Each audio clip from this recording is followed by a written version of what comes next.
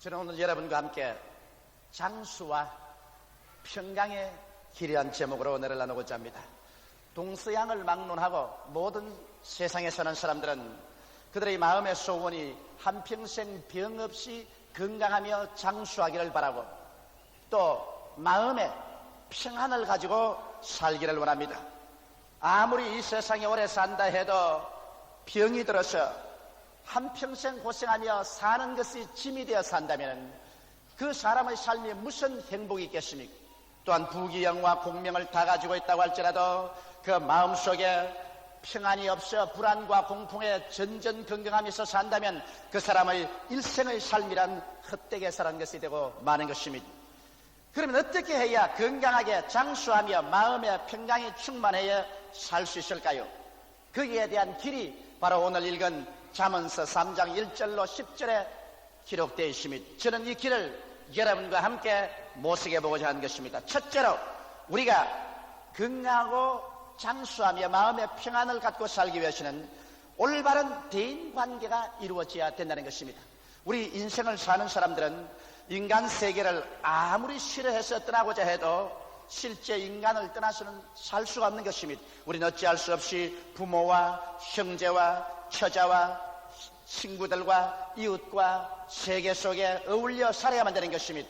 그렇기 때문에 대인관계가 좋지 아니하면 그 사람은 이 세상에서 진실로 심신이 건강하고 마음의 평안을 가지고 살 도리가 없는 것입니다. 그런데 어떻게 하면 우리가 훌륭한 대인관계를 가지고 살 수가 있겠습니까? 성경은 그 길을 이렇게 말씀하고 있습니다. 인자와 진리로 내게서 떠나지 않게 하라. 여러분, 이 세상에 사는 모든 사람들이 인자와 진리로 그의 생애 속에 떠나지 않게 하고 산다면 하나님과 사람 앞에서 은총과 귀중히 여김을 받고 살게 되는 것입니다. 인자는 무엇일까요? 인자함이란 것은 싸납고 무정한 성격과 정반대되는 어질고 불쌍히 여기는 동정하는 마음이 바로 인자한 마음인 것입니다. 그리고 진리란 거짓되고 부정한 길이 아닌 참되고 바른 이치에 맞는 것을 뜻하는 것입니다. 그렇기 때문에 그 마음이 어질고 불쌍히 여기는 마음, 동정하는 마음을 가지며 그 다음엔 부정과 잘못된 것을 따라가지 아니하고 참된 것을 강하게 지키며 따라가는 이와 같은 삶의 자세를 취하는 사람이 하나님과 사람 앞에 은총을 얻고 귀중히 여김을 받는다는 것입니다. 제가 지금까지 목회해보면서 가만히 살펴보면 우리 교회 성도나 혹은 믿지 않은 사람이라도 대단히 유능한 사람이 인생에 실패하는 것을 종종 봅니다.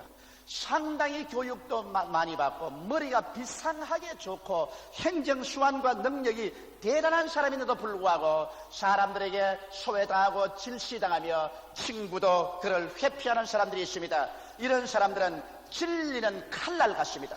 그는 정의롭고 올바르고 참되고 불의와 타협하지 아니하고 하는 것은 정말 좋은 것인데 그러나 인자한 마음이 없습니다. 마음에 어질고 불쌍히 여기며 동정하는 마음이 없어 사람들을 율법으로만 처리하기 때문에 그러한 사람들의 가정에 가면 부인이 불행하고 자녀들이 불행하며 그들과 함께하는 동료들이 그를 피하고 그 밑에는 부하들이 상사를 두려워하고 곁에 오려고 하지 않는 것입니다. 그러므로 결국 가서 이러한 사람들은 인생에 실패하고 마는 것입니다.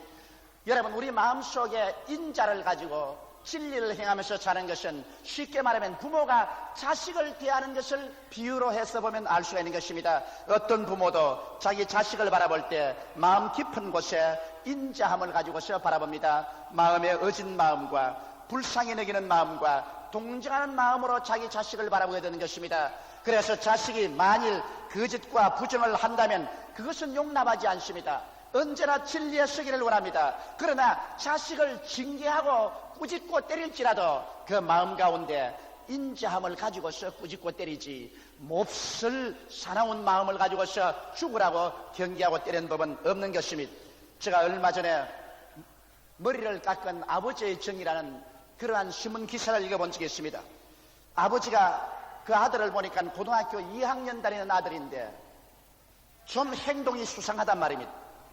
어른 옷을 해서 입고 넥타이를 메고 저녁에 나가서 돌아다니고 늦게 돌아오고 그래서 아버지가 그 아들의 방을 조사를 해보니까 신분증이 대학생 신분증인데 자기 아들 사진이 붙었거든. 아들은 아직 고등학교 2학년인데 어느 곳에 대학생 신분증을 훔쳐가지고서 그곳에다가 자기 사진을 붙여가지고서 시내 돌아다니면서 대학생 행위를 하고 대학생처럼 일반 고등학생이 가지 못할 때를 돌아다닌다는 것입니다. 아버지가 그걸 알고 난 다음 아들을 불렀습니다. 그러고 난 다음 아들을 몹시 꾸짖었습니다. 그러니까 아들이 눈물을 흘리고서 가출을 해버렸습니다. 집에서 떠나가서 며칠을 집에 안 들어오니 아버지가 마음이 얼마나 상하겠습니까? 사방팔방으로 찾아보고 마음속에 심한 고통 가운데 있었는데 아들이 마음을 돌려먹고 아버지 앞에 머리를 빡빡 깎고 들어와서 아버지 다시는 죄를 짓지 않겠습니다. 그걸 보고 아버지가 그 길로 나가서 그 아버지도 아들과 함께 머리를 빡빡 깎고 들어왔었습니다. 아들이 와보니까 아버지가 머리를 빡빡 깎고 있거든. 매일같이 회사에 출근해야 될 아버지가 머리를 저렇게 빡빡 깎으시니 저희를 어떻게 합니까? 그러나 아버지가 아들을 심히 꾸짖었지만은 그러나 아들에 대한 그 동정과 불쌍히 여기는 마음이 얼마나 깊었기에 아들이 머리를 깎으니 아버지도 나도 너를 사랑해서 그렇게 한다는 것을 표시하기 위해서 아버지가 머리를 깎았다. 아버지가 머리를 깎은 것을 보고 아들이 와서 아버지를 얼싸안고 통곡을 하고 울면서 아버지 잘못했습니다. 용서해 주십시오. 다시는 그러지 않겠습니다. 그렇게 회개했다는 기사를 읽어보았습니다. 여러분, 우리 하나님께서 왜 그 아들을 보내셔서 이 땅에 오셔 십자가에 못 박혀 몸짓고 피 흘려 돌아가시게 하실까요? 우리는 다 죄를 짓고 불의하고 추악한 자식들인데 우리를 하나님께서 일격에 치시면 우리는 다 초계같이 불타 죽어버리고 말 것인 것입니다. 그러나 하나님께서 우리를 대하실 때 인자와 진리로 대하시는 것입니다. 진리만 가지고 대한다면 죄를 지은 영혼은 죽으리라고 했음에 한 사람도 남김없이 모두 다 지옥으로 보내버려야 되겠지만은 그러나 우리를 향하신 하나님 마음이 인자함으로 꽉 들어차 있기 때문에 진리도 세우고 인자도 세우기 위해서 우리가 지은 죄와 불의와 추악을 다 그 아들 예수께 담당시키시고 우리가 받을 형벌을 그 아들 예수께서 대신 받으신 것입니다. 그래서 예수님께서 우리 죽을 자리에 대신 들어가셔서 몸짓고 피를 다 쏟고 그 고통을 다 당하시고 우리의 일생의 죄악을 다 청산하시고 난 다음에 주님께서 내가 다 이루었다 하시고 우리를 구원하신 것입니다. 그러고 난 다음 이제 예수님께서 내가 이렇게 너희를 위해서 수고했으니 수고하고 짐진 자지였다 내게로 오라. 내가 너를 쉬게 하리라. 이 하나님의 사랑 앞에 우리의 마음이 안 깨어지고 안 녹아질 수가 없는 것입니다. 더 이상 그 앞에서 우리가 대적하고 범죄하며 불순종의 삶을 살아갈 수가 없는 것입니다. 이처럼 우리의 인생 생활에서 진리와 인자가 함께 합쳐지면 비로소 하나님과 사람 앞에 은총을 받고 귀너김을 받는 것입니다. 진리만 있는 가정에는 남편이 아내를 떠나가며 아내가 남편을 떠나가고 자식들이 그런 부모와 같이 살려고 하지 않습니다. 진리만 같이 가지고 있으면 그러한 사람은 회사에서나 사회 동료들이 그와 같이 살려고 하지 않습니다. 왜? 진리의 날카로운 검으로서 잘못된 것을 심판만 하기 때문에 그 앞에 견뎌낼 수가 없는 것입니다. 그러나 진리가 없으면 이 세상은 불의와 추악과 부정으로 꽉 들어차버리고 마는 것입니다. 이렇기 때문에 진리는 굳게 지키되 그러나 그 마음 바탕에 끝없는 어지른 마음, 불쌍히 여기는 마음, 동정하는 마음으로서 부모가 자식을 대하듯 하나님이 우리를 대하듯 그런 심정으로 인생을 살아가며 대인관계를 하게 될 때 하나님도 은총을 주시고 귀너김을 주시고 세상 사람들도 위에서나 밑에 사람들이나 은총과 귀너김을 주시는 것입니다. 이럴 때 이러한 사람이 그의 삶이 장수하는 축복을 받고 그 마음속에 평안을 가지고 살 수 있다는 것입니다. 올바른 대인관계란 인간 운명을 살아나가는데 성공적인 인생을 사는데 절대적으로 필요한 것입니다. 둘째로 성경은 성공적인 인생을 살기 위해서는 하나님을 절대적으로 의지하는 삶을 살아가는 것입니다. 마음을 다하여 여호와를 의뢰하고 내 명철을 의지하지 말라. 범사의 그를 인정하라. 그리하면 저가 내 길을 지도하시라고 말씀하고 있는 것입니다. 오늘날 세계에 사는 사람들은 두 종류의 태도를 가지고 삽니다. 먼저 첫 번째 태도는 인본주의적인 태도입니다. 아담과 하와가 하나님을 반역하고 타락한 이후로 하나님을 잃어버린 인생들은 자기의 지혜와 자기의 지식을 가지고만 살았었습니다. 그래서 천상천하에 인간밖에는 없다. 인간을 최상의 존재로 생각하고 모든 일에 인간의 명철과 이성과 지혜만 의지해서 살아왔었습니다. 그래서 인간은 인간의 이성과 지혜를 통해서 우리가 감히 상상할 수 없을 만한 과학적인 발명과 발견을 해서 굉장한 문명을 이루고 삽니다만, 그러나 인간은 지혜나 지식이나 과학은 이렇게 발달되었어도 인간의 도덕적인 성품은 원시시대나 다름이 없습니다. 지금도 시기하고 분노하고 질투하며 살상하고 처참한 죄악 가운데서 삽니다. 그러므로 인간의 지혜나 지식이나 과학 발전을 도덕적인 그런 성품이 따라가지 못하기 때문에 결국 인간은 자기의 무덤을 스스로 파고 있는 것입니다. 인간은 옛날과 똑같이 살상하고 미워하고 시기하고 분노하고 질투하는 그 마음을 그대로 가지고 있는데, 이제 그 수단은 무서운 수단이 손에 들려졌습니다. 원자탄과 수소탄과 로켓과 미사일과 이런 것으로 지구는 언제 폭파되어 버릴지 모를 위기에 처한 것입니다. 여러분과 나는 지금도 불타는 지구 위에서 살고 있는 것입니다. 어느 순간에 지구가 잿더미가 되어버리고 말지 모르는 이런 상황 속에 살고 있는 것입니다. 이것이 오늘날 인본주의의 바벨탑이 만들어놓은 문명의 절망인 것입니다. 그러므로 여기 성경에는 인본주의로 살지 말고 건강하고 장수하며 마음의 평안을 가지고 행복을 가지고 살기 위해서는 신본주의로 살라고 말씀하고 있는 것입니다. 하나님만이 최고 최상의 분이시며 하나님을 섬기기 위해서 살라는 것입니다. 마음을 다하고 뜻을 다하고 정성을 다하고 목숨을 다하여 주 너희 하나님을 사랑하라고 성경은 말하고 있습니다.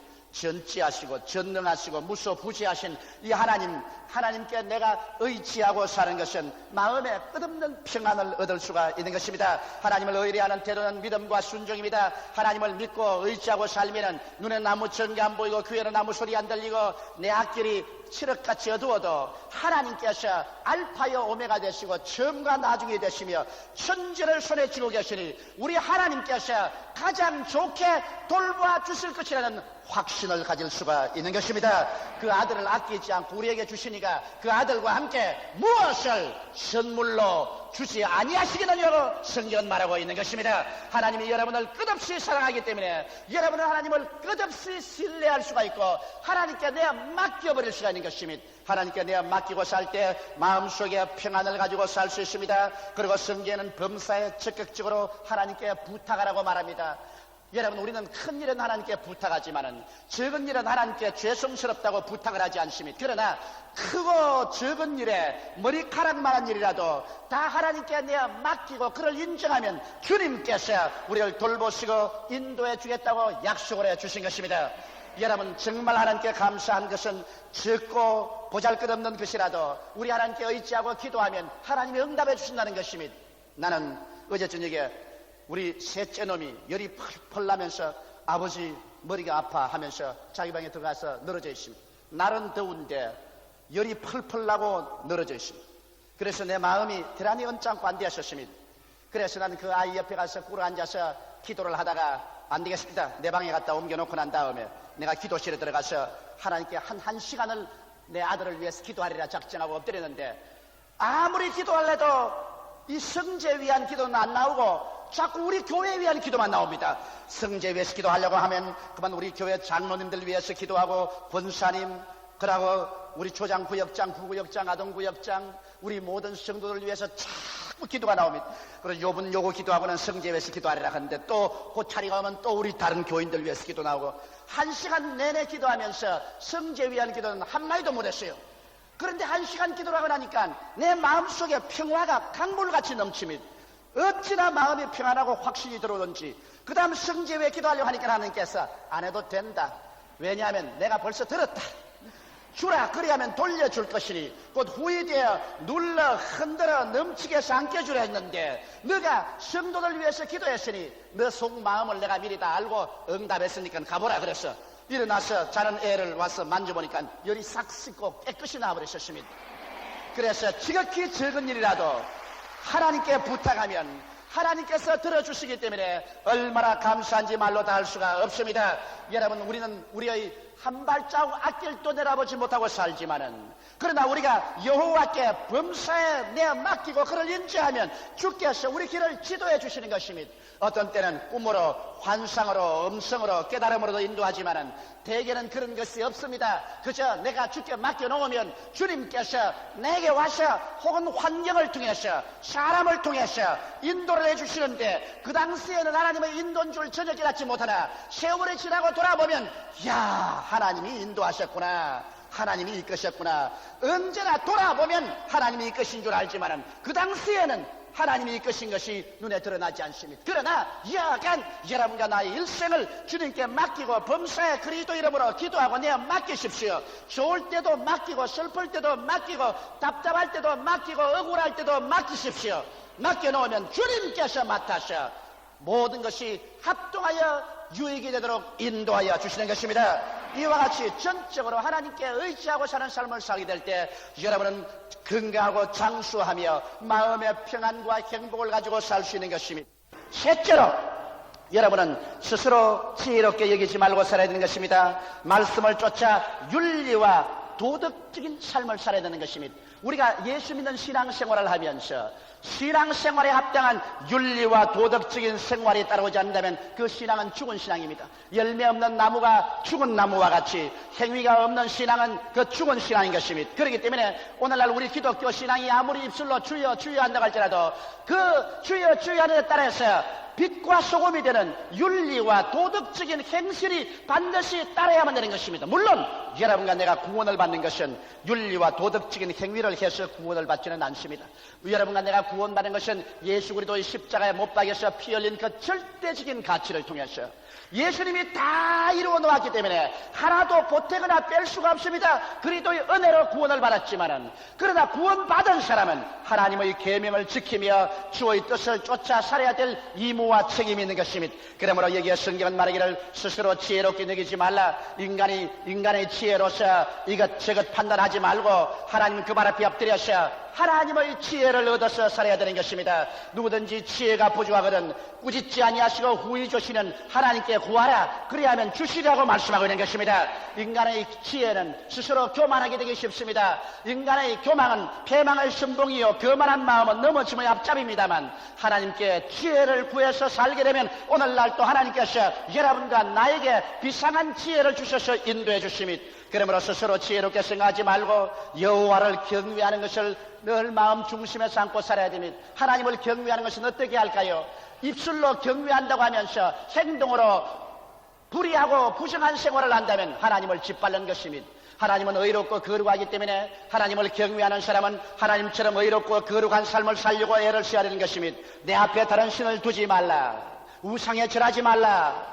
하나님의 이름을 망령되이 부르지 말라. 안식일을 거룩히 지켜라. 살인하지 말라. 내 부모를 공경하라. 가늠하지 말라. 거짓하지 말라. 이웃의 것을 도둑질하지 말라. 탐심을 갖지 말라 하는 이와 같은 하나님의 계명을 지키며 살 때 하나님을 경외하는 삶을 살게 되는 것입니다. 그리고 악을 떠나라 그랬습니다. 성경은 말하기를 대개 악인에게는 그 마음속에 평화가 없다고 말했습니다. 악을 저지른 사람은 마음에 양심의 고통과 괴로움과 절망이 먹잠 구름 같습니다. 그렇기 때문에 마음에 기쁨이 없지요. 성경은 말하기를 마음의 기쁨은 양약이라도 마음의 견심은 뼈로 섞게 한다고 말하고 있는 것입니다. 이렇기 때문에 우리가 스스로 지혜롭게 생각하지 말고 여호와를 경외하며 하나님의 말씀에 쫓아온 계명과 율법을 지키며 악을 떠난 삶을 살게 될 때 이것이 몸에 양약이 되고 골수가 윤택하게 되며 참된 마음의 평화와 건강을 가지고 살 수 있게 되는 것입니다. 넷째로, 성경은 물질에 대한 올바른 자세가 여러분과 나를 장수케 하고 또 여러분에게 건강을 주시고 마음의 평안과 축복을 주신다는 것입니다. 성경은 어떻게 하라고 말할까요? 내 재물과 소산물의 처음 익은 열매로 여호와를 공경하라. 그리하면 내 창고가 가득히 차고 새 포도즙들이 넘칠 것이라고 말한 것입니다. 우리는 물질을 가지고서 하나님을 경외할 때 하나님 앞에서 말로만 하나님을 공경한다고 말하지 말아야 되는 것입니다. 여러분, 우리가 부모를 공경합니다. 부모를 사랑합니다 하면서 부모에게 먹을 것, 입을 것, 있을 것을 드리지도 아니하고 입술로만 사랑한다면 그 사랑이 무슨 소용이 있는 것입니까? 이와 같이 하나님 앞에 나와서 주여 주여 주를 사랑하나이다. 그 말은 얼마인지 알 수가 있는 것입니다. 그러나 성경은 내 물질이 있는 곳에 내 마음도 있다고 말하는 것입니다. 여러분, 사랑의 참된 표현은 물질에 있는 것입니다. 그렇기 때문에 내 재물과 내 소산물의 처음이건 열매로 여호와를 공경하라고 말했습니다. 참으로 여호와를 공경하는 것은 내 재물 중에 하나님이 소속한 11조는 반드시 도둑질하지 말아야 되는 것입니다. 말라기 시대에 온 나라가 11조를 도둑질해서 저주를 받았다고 성경은 말하고 있는 것입니다. 11조는 여하간 하나님의 것입니다. 한 번은 독수리가 새끼들에게 음식을 먹이겠다고 날라다니다가 제단에 재물을 얹어놓은 것을 보고 날라내려와서 재물을 발길로 차서 그것을 자기의 새끼는 데 가져갔습니다. 그러나 그 재물에는 숯불이 붙어있는 것을 몰랐었습니다.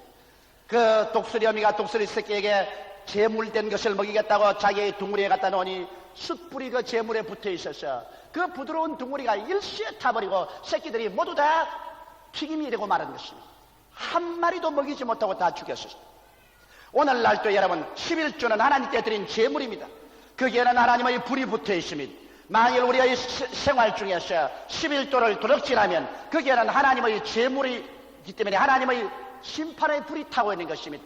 이 11조를 먹고 난 다음에 영혼이 불타고 생활이 불타고 그리고 사업이 불타고 여러 가지 불행이 다가오는 것을 많이 볼 수 있는 것입니다. 이러므로 우리는 하나님을 진실로 공경하면 11조를 도둑질하지 말아야 되고, 우리가 또한 농산물을 짓는다면 그 처음 거둔 것으로 가장 좋은 것으로 하나님께 공경하는 것을 배워야 되는 것입니다. 하나님을 공경하고 부모를 공경하는 사람치고 이 세상에 버림받는 사람이 없습니다. 그렇기 때문에 하나님은 하늘에 계신 부모요, 이 지상에 있는 부모는 우리를 낳고 길러주신 부모요, 그러므로 위로 하나님을 공경하고 이 지상에서 부모를 공경하는 사람, 이러한 사람들은 하나님께서 축복을 명하시는 것입니다. 이러므로 성경은 말하기를 이러한 생활을 하게 되면 그 창고가 가득하다.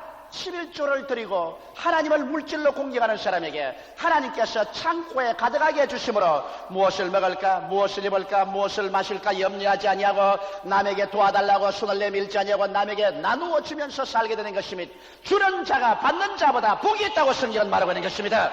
그럴 뿐 아니라 새 포도즙들이 넘친다고 하는 것입니다. 우리는 술 먹고 취하라는 것은 아닙니다. 이것은 예를 들어 말하면 마음의 기쁨을 말합니다. 여러분의 마음속에 기쁨이 넘치게 됩니다. 하나님께 물질로 섬기고 참 사랑과 참 믿음을 증가하고 나면 그에 따라서 마음속에 성령이 주시는 기쁨이 넘칠 수밖에 없어요.